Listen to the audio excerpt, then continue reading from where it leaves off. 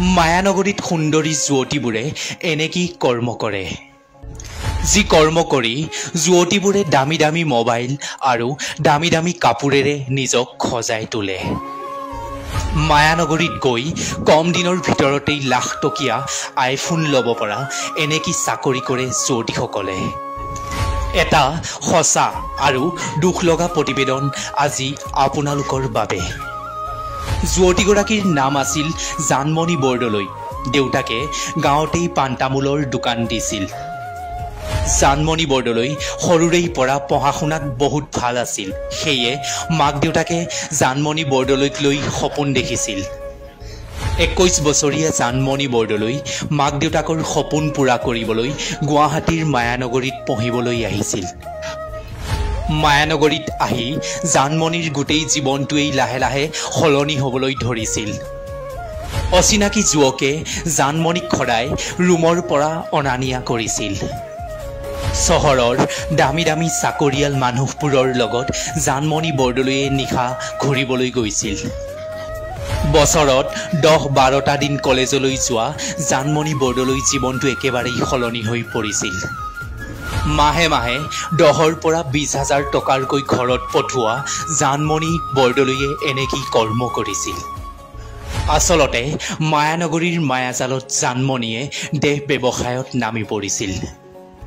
মাক দেউতাকৰ সপোন পূৰা কৰিবলৈ অহা জানমণিয়ে কিয় এনে কৰ্ম কৰিছিল মায়ানগৰী মায়াজালত জানমণিৰ দৰে বহু যুৱতীয়ে নিজৰ জীৱন ধ্বংস কৰি আহিছে ঠিক তেনেদৰেই ভৱিষ্যতৰ কথা চিন্তা নকৰি জানমণি বৰদলৈ নিজৰ জীৱনটো একেবাৰেই ধ্বংস কৰি পেলাইছিল হঠাতেই জানমণিৰ মৃতদেহ উদ্ধাৰ হ'ল গুৱাহাটী মায়ানগৰীত খন্তেকীয়া সুখ আৰু কেইটামান টকাৰ বাবেই জানমণি বৰদলৈয়ে নিজৰ জীৱনটো শেষ কৰি পেলালে নিশা 11 বজাত অচিনাকি যুৱকৰ সৈতে ওলাই যোৱা জানমণি বৰদলৈ আৰু ৰুমলৈ ঘূৰি নাহিল নিজান ঠাইত তেজেৰে ৰাঙলী হৈ পৰি আছিল জানমণি বৰদলৈৰ মৃতদেহ কোনো অচিনাকি লোকে জানমণি বৰদলৈৰ সৈতে শাৰীৰিক সম্পৰ্ক কৰি জানমণিক মাৰি পেলালে মাক দেউতাকৰ একমাত্ৰ ছোৱালী জানমণি বৰদলৈ আৰু এইখন পৃথিৱীত নাথাকিল কিছু টকাৰ বাবে দেহ ব্যৱসায়ত লিপ্ত হোৱা যুৱতীবোৰে এই কথাবোৰ অলপ মন দি শুনিব নিজৰ সন্মান আৰু নিজৰ মা দেউতাৰ সন্মান সদায় জীয়াই ৰাখিবলৈ শিকিবা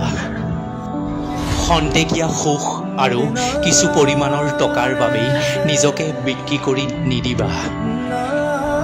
দেহ ব্যৱসায়ত নামি জানমণি বৰদলৈয়ে জীৱনত ডাঙৰ ভুলটো কৰিছিল অচিন কাঠত ফুৰা লগালে আপোনাৰো বিপদ হ'ব পাৰে ধন্যবাদ